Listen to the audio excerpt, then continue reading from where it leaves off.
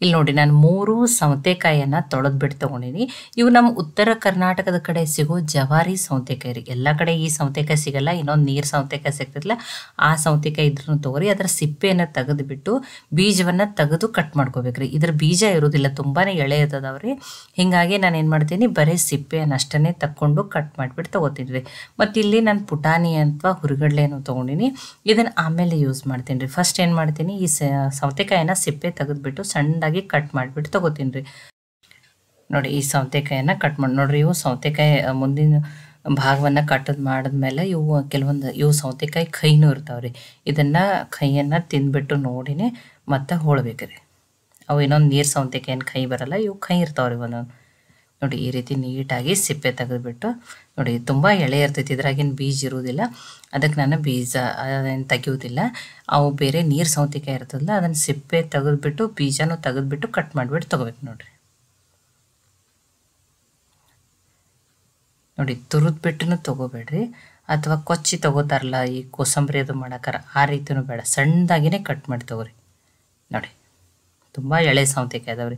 ಇದು ತಿನ್ನಕ್ಕೂ ಅಷ್ಟೇ ತುಂಬಾ ಟೇಸ್ಟಿಯಾಗಿರ್ತದೆ ರೀ. ಇದು ನಮ್ಮ ಉತ್ತರ ಕರ್ನಾಟಕದ ಕಡೆ ಎಲ್ಲ ಕಡೆನೂ ಇದು ಸೌತೆಕಾಯಿ ಉತ್ತರ ಕರ್ನಾಟಕದ ಕಡೆ ಜಾಸ್ತಿ ಸಿಗ್ತದೆ ರೀ.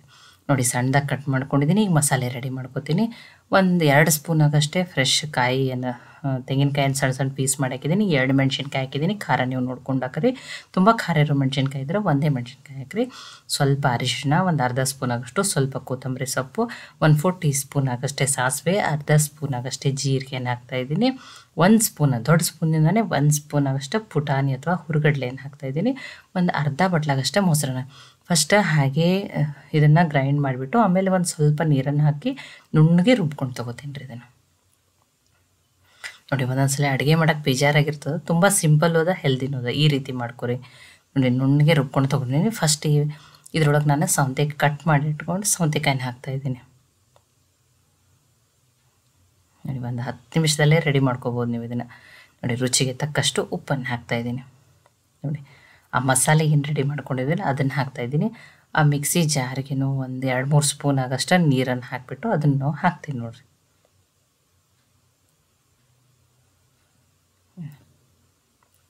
ತುಂಬ ಟೇಸ್ಟಿ ಅದ, ತುಂಬ ಸಿಂಪಲ್ ಅದ ರೀ.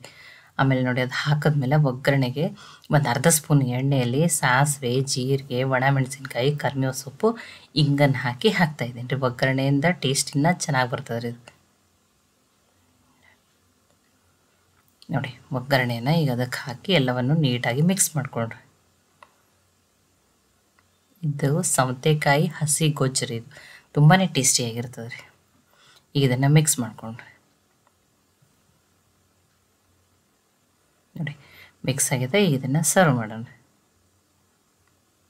ನೋಡಿ ತುಂಬ ಟೇಸ್ಟಿಯಾಗಿರುವಂಥ ಸೌತೆಕಾಯಿ ಹಸಿ ಗೊಜ್ಜು ರೆಡಿ ಆಗಿದೆ ರೀ. ನೋಡಿ ಒಂದೊಂದ್ಸಲ ಅಡುಗೆ ಮಾಡೋಕ್ಕೆ ಬೇಜಾರಾಗಿರ್ತದೆ, ಈ ರೀತಿ ಮಾಡ್ಕೊಂಡ್ಬಿಟ್ಟು ಅನ್ನ ಮಾಡ್ಕೊಂಡ್ರೆ ನಿಮ್ಮ ಅಡುಗೆ ರೆಡಿ ಆಗ್ತದೆ ರೀ. ನಾನು ಇವತ್ತು ಇದನ್ನು ಅನ್ನದ ಜೊತೆನೇ ಸರ್ವ್ ಮಾಡಿ ತೋರಿಸ್ತಾ ಇದ್ದೀನಿ.